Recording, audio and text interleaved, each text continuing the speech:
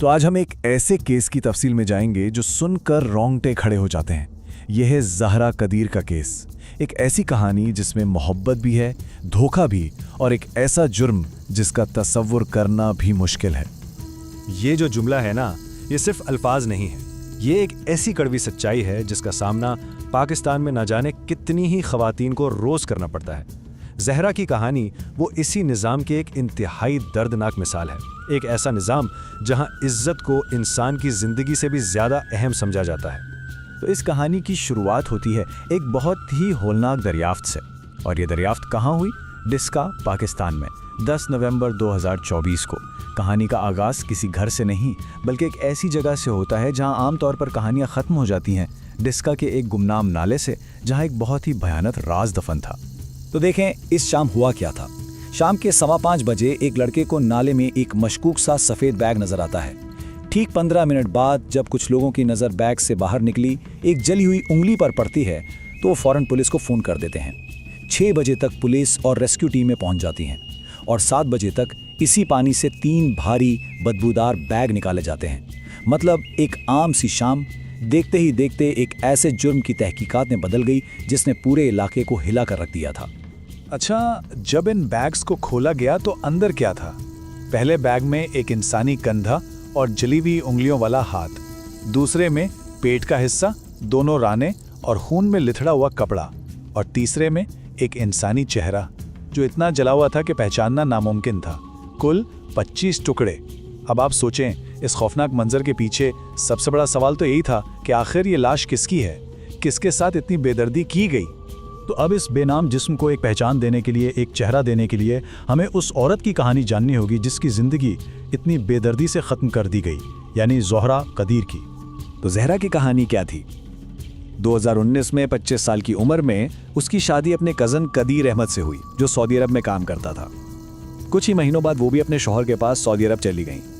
फिर मार्च 2022 में उनके बेटे मोहम्मद सूफ़ी की पैदाइश हुई और जून 2024 में उसने अपने बेटे के साथ पाकिस्तान वापस आने का फैसला किया।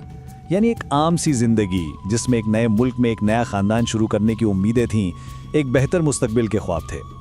तो जब ज़हरा पाकिस्तान वापस आई तो उसके दिल में बहुत सी उम्मीदें थीं। वो चाहती थी कि उसका बेटा अपने ख़ानदान और अपनी जड़ों से जुड़े, लेकिन जो हकीकत उसका इंतज़ार कर रही थी वो उसकी उम्मीदों से बिल्कुल मुख्तलिफ थी। उसकी वापसी खुशी का नहीं बल्कि एक बड़े मसले का सबब बन गई। फ़र्क देखे कितना बड़ा था। ज़हरा तो ये सोचकर आई थी कि इतने सालों की दूरी से शायद रिश्ते बेहतर हो गए होंगे। वो बहुत खुश थी कि उसका बेटा अपने ख़ानदान से मिलेगा, अपने वतन को जानेगा, लेकिन ससुराल में उसका इस्तकबाल बहुत सर्दमहरी से हुआ। उसे एक ऐसे माहौल का सामना करना पड़ा जहां उसकी सास और नंद की तरफ से लगातार ताने और तनकीद मिलती थी। जिस घर को वो अपना समझ रही थी वहीं से उसकी अजियत का सफ़र शुरू हुआ। और फिर क्या हुआ? सास और नंद ने सऊदी अरब में कदीर को फ़ोन कर करके शिकायतें लगानी शुरू कर दी कि ज़हरा बहुत बदल गई है, किसी की इज्जत नहीं करती। और यूं हज़ारों मील दूर से फ़ोन कॉल्स के ज़रिए आहिस्ता आहिस्ता शौहर के कान भरे जाने लगे। वो रिश्ता जो ज़हरा का सबसे बड़ा सहारा था वही कमज़ोर पड़ने लगा और ज़हरा बिल्कुल अकेली होती चली गई। फिर आती है 9 नवंबर की रात। ज़हरा ने अपने बेटे को सुलाया और उसके बाद उसे किसी ने जिंदा नहीं देखा। जब उसके वालिद शबीर अहमद का उससे रब्ता नहीं हो पाया तो उनके दिल में एक शक पैदा हुआ और यहीं से ज़हरा की तलाश शुरू हुई। इस पुलिस रिपोर्ट में ज़हरा के वालिद ने एक बहुत अहम बात कही। उन्होंने कहा, मेरी बेटी 3 दिन से लापता है और उसका बेटा यही घर पर है।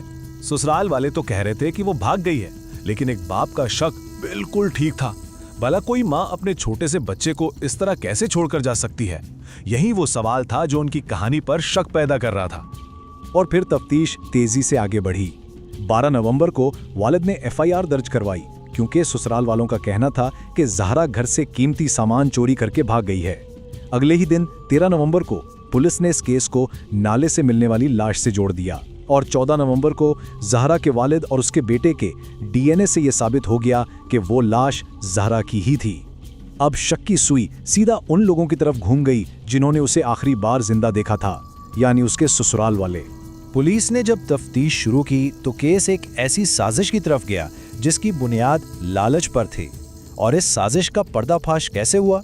एक छोटा सा खून का धब्बा और एक बहुत अहम CCTV फुटेज, बस इन 2 चीजों ने पूरा केस खोल कर रख दिया। ये 3 लोग थे इस जुर्म में शामिल। जहरा की सास सुगरा बीबी, उसकी नंद यशमनी और यशमनी का एक दूर का रिश्तेदार नवीद। जब पुलिस ने नवीद को वो सीसीटीवी फुटेज दिखाई जिसमें वो वही बैग लेकर जा रहा था, तो इन तीनों के पास सच बोलने के अलावा कोई रास्ता नहीं बचा। उन्होंने अपने जुर्म का एतराफ़ कर लिया। तो आखिर वजह क्या थी? मकसद क्या था इस कत्ल का? हैरत की बात है कि वजह सिर्फ और सिर्फ पैसा था। देखिए, कदीर पहले अपनी तनख्वाह अपनी माँ के अकाउंट में भेजता था, लेकिन शादी के बाद वो ये पैसे सीधा अपनी बीवी ज़हरा को भेजने लगा। बस यही बात ससुराल वालों से बर्दाश्त नहीं हुई। ये माली कंट्रोल उनके हाथ से चला गया था और उन्होंने फैसला कर लिया कि ज़हरा को रास्ते से हटाना ही होगा। और फिर इन्होंने जो बताया वो सुनकर इंसान कांप जाता है। उन्होंने बताया कि ज़ोहरा को बात करने के बहाने एक कमरे में बुलाया गया। वहां नवीद ने तकिए से उसका मुंह दबा दिया, जबकि उसकी अपनी सास और नंद ने उसके हाथ पांव पकड़े हुए थे। उसके बाद कसाई के चाकू से उसकी लाश के टुकड़े किए, शनाख्त मिटाने के लिए चेहरा जला दिया और आखिर में नवीद ने वो बैग करीबी नाले में फेंक दिए। ये सब कुछ एक ठंडे दिमाग से की गई मंसूबाबंदी थी। ठीक है, कातिल पकड़े गए, वो जेल में है, लेकिन क्या यही हकीकी इंसाफ है? ये केस हमें एक बहुत गहरे सवाल पर सोचने पर मजबूर करता है। क्या कानून की सज़ा कभी उस नुकसान की भरपाई कर सकती है जो हो चुका है? जहरा की कहानी तो यहाँ ख़त्म हो जाती है, लेकिन एक सवाल पीछे रह जाता है, और ये सवाल वही है जो इस केस की तफसील बताने वाले ने भी पूछा था। ऐसे लोगों को क्या सज़ा देनी चाहिए? जब जुल्म इस हद तक बढ़ जाए तो इंसाफ की शक्ल कैसी होनी चाहिए? ये एक ऐसा सवाल है जिसका जवाब शायद आसान नहीं, लेकिन इस पर सोचना हम सब के लिए बहुत ज़रूरी है।